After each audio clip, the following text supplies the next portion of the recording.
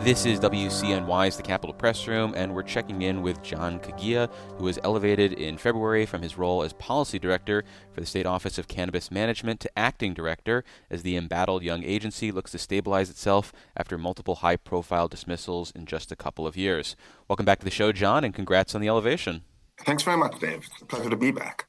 Well, I want to get to sort of the Office of Cannabis Management itself and its history of activities, because really from the jump, it's been plagued with challenges. Some might blame those on the past leadership, others maybe the underlying statute, others might point to a combination of both. But by its very nature, it seems like dealing with marijuana and all that entails might always be a challenge. So do you view this as an area where you're always going to have headaches, or have you identified ways to ensure smoother sailing moving forward? Do you have, say, an action plan that you think will set both the regulator and the industry, including all the different players you oversee, to head towards maybe not the easiest of things, but maybe a little easier? That's a great question and a really fair framing of the season of growth and evolution that we're in. First, on kind of the journey that we've taken to get here, I think it's really important for folks to appreciate the scale of what not just New York is undertaking, but the generational change that is happening as states across the country transition from cannabis being illegal to legal, regulated markets and industries. Part of the reason why this is such a dramatic shift in the governance of cannabis, but also the socialization of cannabis, is because of the scale of demand that already exists in New York that the legal program is intended to serve, where legalization is not intended to create new consumers. It's intended to serve the over 2.2 million New Yorkers who consume cannabis regularly, and ensure that those consumers who are members of our community, who are our colleagues, who we go to church with, these are our neighbors. And part of what the office is trying to achieve is transitioning what has largely been not just a market, but a base of consumers who have operated and existed in the shadows, allowing them to come out into the light.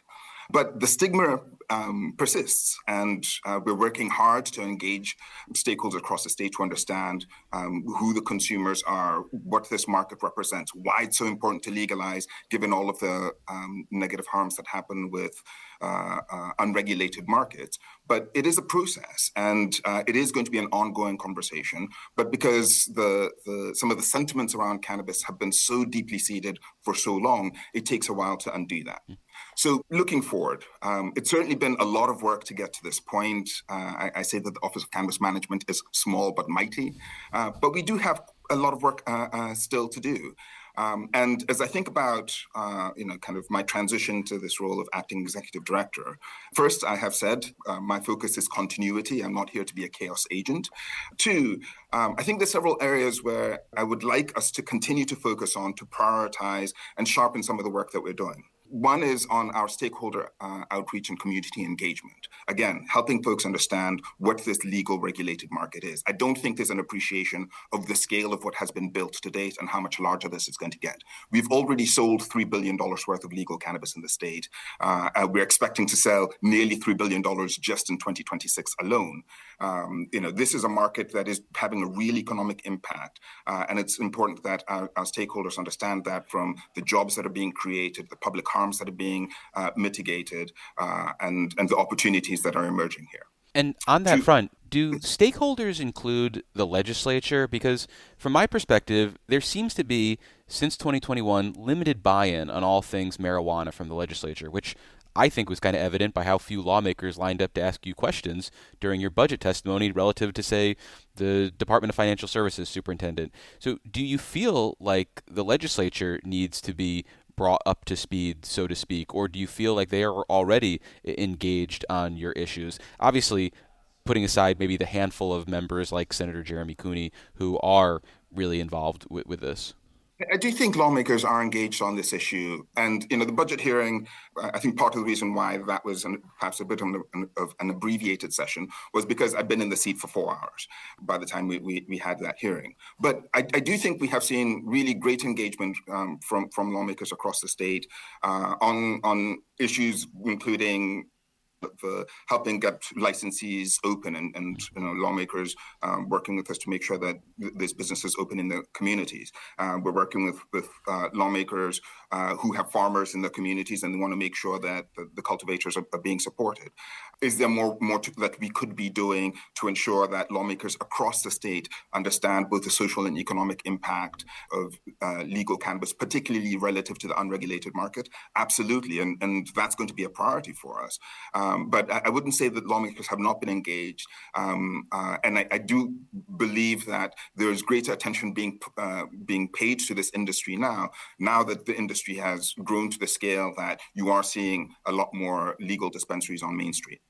Well, I interrupted you. You were identifying more of your plans moving forward, so keep hitting me. A few other areas that will be priorities for us: process improvement and efficiency optimization. We are a resource constrained agency. And indeed, some of the challenges we have faced are simply because we don't have anywhere close to the number of staff that we would like for the scale of the task at hand. Our human capital is going to be constrained in the year ahead. And so we are going to be expected to do more with less. And so going to be working with the team here very closely to try and identify ways in which we can draw more out of our engine. We can execute more within our resource constraints. On the personnel side of things, there's been this tension between, well, do you fill this agency with people who have government experience, or do you fill this agency with people who have cannabis related experience? So, for something like your general counsel, for example, right now you have an acting general counsel. Do you want to lean on someone with government experience, or do you go with someone in the marijuana space? I mean, how do you think about that there and in other openings that you're going to have to fill? That's a great question. And it's an issue that we debate a lot. Because the cannabis industry has evolved so much over the past decade, we actually at a point of privilege where it is a real issue where we are seeing candidates coming in from both sides of the ledger, folks with deep industry experience who are interested in joining state service, and then folks in state service who really see the opportunity to advance their careers within the Office of Cannabis Management. And so it's really kind of role and situation dependent. In some cases, I think we've really benefited from the expertise that we have gained from bringing in folks who have deep government experience. And I would use no better example than my predecessor, acting executive director, Sue Filburn, who is now the deputy executive. And she has 25 years of state service, former military prior to that, embodies the very best of government service, of the civil service, and has a deep working knowledge of how to get things done in government. That kind of expertise, I think, really, when paired with industry knowledge and industry expertise, I think creates a really powerful dynamic that enables us to get the best out of the government, to get the most out of the government as we can, while ensuring that our work is well aligned with what's taking place in the industry. And do you have a new general counsel in mind? We're working through that recruitment process. So again, I cut you off. What else do you got on the plate? Another area we're really excited about is a regulatory review of the rules governing this market. Most of the regulations were in before this market was active. We have now issued over 2,000 licenses. We're 600 retailers open. We've done $3 billion in sales. I think now is an appropriate point for us to take a step back and re-review the rules governing this market to ensure that we can kind of optimize the regulatory oversight efficiency, make it as easy as possible for us to manage this market, make sure that there's not rules that are running counter to the outcomes that we're hoping to see in the market, and potentially identify areas where we can expand some of the areas of governance to provide regulatory clarity. So this is going to be likely a year-long project. We've begun the internal review process. We're going to be doing stakeholder roundtables at the beginning of the second quarter, and we're going to be doing those statewide. But really important to ensure that we are learning from what is happening in the market and refining our approach to governing the market to reflect, to try and kind of optimize our outcomes. I imagine that is going to be welcome news to the industry because I think one of the critiques early on with OCM was that it was kind of like the meme with the guy where there's a fire in the background and they just go, "This is fine, this is fine." So I think people will love to hear the idea that you're going to be more responsive to what's going on the ground in reality. But was there another one you wanted to identify for me, John? And just quickly on that, I hope people are excited about it, and we really are looking for feedback. So please let us know what you'd like to see us sharpen our pencils on the rules. We may not be able to affect it all, but we're certainly here to listen. Another one and this one is a bit of a cause celeb for me, benchmarking and data analytics. I come from a market research, business intelligence background, and we were always taught that what isn't measured can't be improved. I think we're about to become a very big data agency as all of the data from our seed to sales system starts to kind of flow through our analytics engine. And so very excited to start getting deep visibility into the program, both through seed to sale and some of our other programmatic work, and use that data as a feedback mechanism, both internally and externally, so that all of our stakeholders have a better understanding of the size, growth, and evolution of this market. Well, you're right that what's not measured can't be improved, but there's also a saying in government, John, what can't be measured can't be used against you in the future when someone decides to have you before a hearing or something. But you mentioned seed to sale, and I'd love to talk about how you see that tracking system going right now. Are you already able to utilize it to inform some of your enforcement efforts and crack down on inversion, or is it still in the early stages of figuring out how to make sense of all the data you're getting? Great question. And maybe just for a thumbnail for your listeners who may not know what the seed to sale system is. Please. And this is used across virtually every regulated cannabis market in the country, if not the world. It's a technology that allows the regulator to track every single cannabis plant from the moment the seed is put in the ground through to the point that cannabis products derived from that plant end up in a consumer's shopping cart. It provides the regulator the ability to manage issues like recalls or product tracking much more effectively. Two, part of the goal here is to ensure that only the products that are grown and produced here in New York are being sold in our legal market. So it prevents what we call inversion, which is product from other states from the illegal market being flipped into our system because there's provenance for every single product. And third, it provides really rich data on the trends that are happening within the legal market. It has taken us a while to get to this point where we're turning the lights on seed to sale. We're very excited about it. It's still relatively early days. Really, it was only the end of February where all of the final pieces were fully in place for the seed to sale system. But we're already starting to glean some exciting insights into what we'll be able to use these data for and how we'll be able to better understand the market dynamics. And so while it's early days, one of the areas that we're going to be paying particularly close attention to is how much our growers are producing and how much of that is selling through our supply chains. We have seen in many other jurisdictions, this oversupply problem that has crashed markets, massively destabilized the stability of the markets in other states. And so part of what we're trying to manage here is aligning the volume of our supply, our output, what our growers are producing with the products that are being sold through our 600 retailers.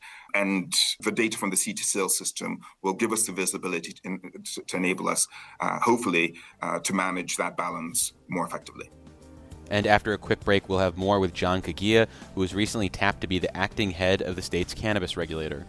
Support for the Capitol Press Room comes from O'Donnell and Associates, a public affairs firm providing strategic guidance to businesses and nonprofits on navigating policy and regulatory issues. More information is available at o'donnellsolutions.com. This is WCNY's The Capitol Press Room, and we're continuing our conversation with John Kagia, who was recently tapped to lead the state's Office of Cannabis Management. And before the break, we were talking about the implementation of the seed-to-sale tracking system for the marijuana industry. Well, lastly, on the seed-to-sale front, you were asked during the legislative budget hearing on the cost of the state potentially taking on the expenses related to this tracking system. You mentioned to Jeremy Cooney, the state senator from Rochester area, that you'd get back to him with that. Any chance you've got that number now about what the cost would be if the state decided to take it on? We're still working to get what that final number is going to be, working with our partners at Metric, the CT sale provider, to determine precisely what that number could be. But I will say this, as we think about whether or not this is something, a cost that the state should assume, and we're certainly open to that being the approach that is adopted here, we view that the cost of implementing and deploying the C2 sales system relative to the disruption and instability created by inversion, where potentially hundreds of millions of dollars of product could be smuggled into New York and sold through our legal channels without our oversight, that the regulatory cost here relative to the kind of market benefit in terms of securing our supply chain makes the investment worth it. Assuming you do prevent the inversion. Assuming the product, these tools do what they say in the box, it is going to take a concerted and collaborative effort. It is not just the technology. It's going to take personnel to do the deep investigations. It's going to take enforcement work, targeting illicit suppliers. So this is going to be a holistic effort, no question about that. And I have no illusions about the scale of the challenge ahead, given how much excess cannabis is floating around in the rest of the country. But addressing inversion is one of the issues I am incredibly focused on. It speaks to the long-term health and stability of our market. If we're not able to secure our supply chains, I think it will lead to deteriorating conditions over the medium term. And I think it's on us to try and avoid that as much as possible.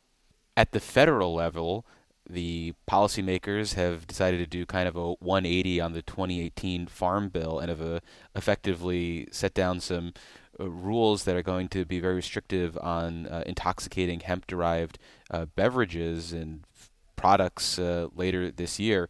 What does that mean for you and your agency? Amongst other things, it means that we have to pay very close attention to the evolving federal landscape and, where possible, participate in the conversations that are shaping our lawmakers' perspective. The evolution of our national policy around intoxicating hemp products, I think, is reflective of a bit of a disconnect between the way Congress kind of drafted the initial Farm Bill, how the industry read the rules governing the Farm Bill, or governing cannabinoid hemp, intoxicating hemp. And it was only once this became a multi-billion-dollar industry that Congress decided to revisit these rules.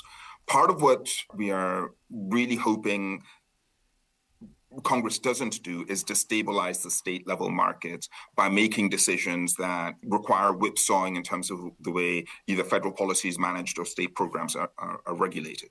We're very keen and open to working with our federal partners to ensure that this is going to be, as discussions around both the cannabinoid hemp and rescheduling happen, that they're being considered in the context of the large established markets that already exist in many states. But New York's hemp market is going to be perhaps less impacted than other jurisdictions because we don't currently permit intoxicating hemp beverages, intoxicating hemp products through the sale outside of our adult use ecosystem. But we do also recognize that there are some of the country's largest kind of hemp product, cannabinoid hemp product producers that are based out of New York. So the impact may be localized, but it will be felt in the communities where these businesses are based. Well, sticking with this same general theme, though, while they're not part of the adult use system, they're not sort of like a licensed registered product, we do hear about those sort of low potency or even high potency THC derived hemp beverages, for example, ending up on shelves around the state. It's an evolving area in part because of the federal laws and the federal changes. Where do you think the range of cannabis beverages should be sold? Should they be limited to those adult use dispensaries, or is there a world in which, say, places that sell alcohol, for example, should be able to sell certain types of products? And if they should, what exactly should they be allowed to sell? Because again, this is another one of those areas where there's a lot of ambiguity, and I barely understand what I'm talking about at this point. It's certainly become a very complex market. We recognize that beverages have become a principal kind of vector for a new type of demand. In states where beverages are widely available, we've seen sales specifically of low, mid, and high potency hemp beverages sell quite well. Now, I understand that there are a couple of proposals in the legislature currently that would address this issue, and I don't want to speak to legislative proposals that are still in the mix. Very, very Um, good work, John. That is excellent work as an acting director. You're learning very quickly. You're going to keep this job. Steep learning curve, but we're doing what we can to keep our level footing. But I will say this: however these products end up getting regulated, central to our work will remain protecting public health and public safety. And so we would just strongly endorse that whatever framework these end up being sold under, that we ensure that we have the same kind of safeguards that we have in the adult use market that ensure that kids aren't getting access to these products, that we are considering the marketing and advertising of these products, because we have seen what has happened with alcohol and tobacco at their most in the early liberal days of their marketing and advertising, and the impacts that that had on public health. And the three, we want to make sure that we're establishing some quality controls to protect public health. The production protocols and guidelines for adult use products are really high, because we understand that there are a lot of chemicals that can be used to make these products that should not be consumed, that are unsafe or unhealthy. And so if we are going to be normalizing the sale and distribution of these products, we would just suggest that it is worth ensuring that there's a robust regulatory framework governing both the sale of these products and their manufacturing to protect public health and safety. Well, let's move out of the recreational space and over to medical marijuana, where during questioning you said there's, quote, a lot of work to do there, and that backdrop includes a declining number of medical marijuana consumers in New York and companies threatening to leave this space. And you've highlighted that this is a challenge in any state that allows for recreational sales as well, having people essentially, and this is my words here, self medicate. So, what can be done in the future or short term to stabilize and then potentially grow the medical industry if that is a goal of yours? It is. And we've already taken some steps to try and kind of staunch the decline of our medical patients by making it easier to be a medical patient in New York. We've made the process by which New Yorkers can become registered patients much easier, so that it's so efficient now that literally you can have your appointment with your doctor and go immediately to a dispensary and purchase your cannabis. So that we've reduced the number of hoops you have to jump through to become a medical patient. To the legislature, and we're grateful for this, recently passed some amendments to the medical law in the process of implementing the regulations. But amongst other things, they would extend the period of being a registered patient from 1 year to 2 years, meaning you don't have to keep going back for recertification. They would increase the purchase allowances so that the medical market now is in line with the same purchase allowances from the adult use market. Critically, it allows for reciprocity. So patients from other states can now come in and participate in our medical program. So these are some of the these were some of the low hanging fruit for things that we've been hearing from patients that were an impediment. Do people know about their rights when it comes to, say, seeing a provider and then immediately taking a script, and maybe not even knowing their rights, but knowing that that might be a good fit for them? Because if I have an ailment, I'm going to reach out to my primary, Dr. Mubarak, and I'll see what he says. I wouldn't necessarily be on the lookout for a medical marijuana response to whatever ails me. Really great question. And there's a couple of dimensions there. And I'm really excited about the work that Dr. June Chin, our Chief Medical Officer, is going to be doing under the Cannabis Care and Health Equity Center of Excellence, which was announced in the Governor's State of the State. A part of the work of the Center of Excellence is to reach out and engage practitioners to help them understand how they can integrate cannabis into the kind of potential range of options they have for treating their patients. And so in your case, Dave, perhaps it is a direct conversation with your actual GP, Dr. Mubarak. Dr. Mubarak, to explore whether cannabis would be an appropriate modality for the condition that you're trying to manage. Two, part of the reason why I said stakeholder outreach and community engagement, the medical market, I think is a good example of this. When cannabis was first legalized in New York, the rules were really complex and onerous. The product quality, candidly, was not great early on. It was expensive, and there were a few places where you could get these products.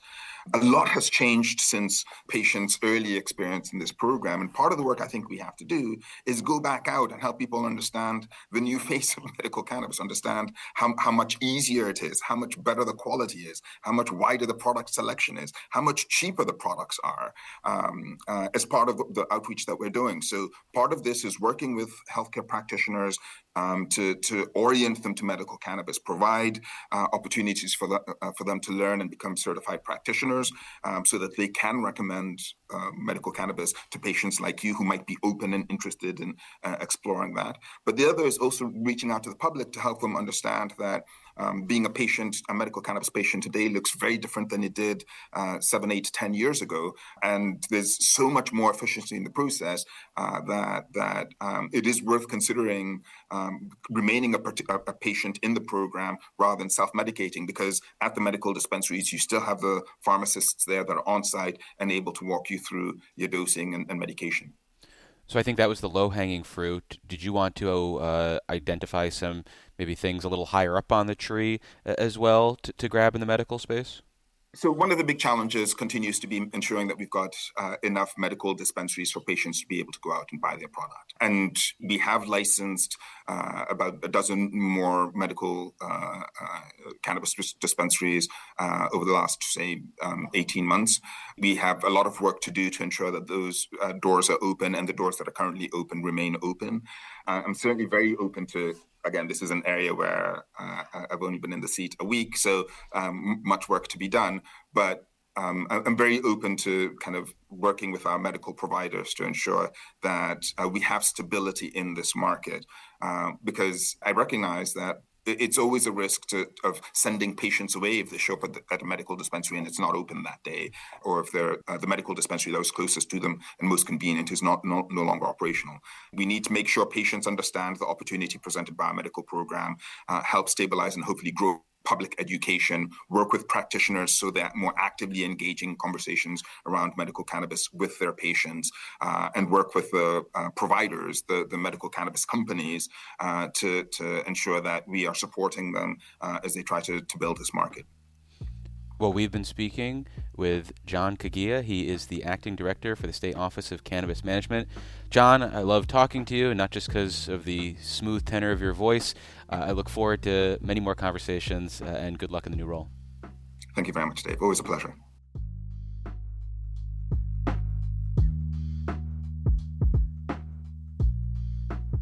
Thanks for listening to today's edition of the Capitol Press Room. For an insider take on what's happening in state government, check out our Dispatches from Planet Albany show, available wherever you get podcasts or at capitolpressroom.org.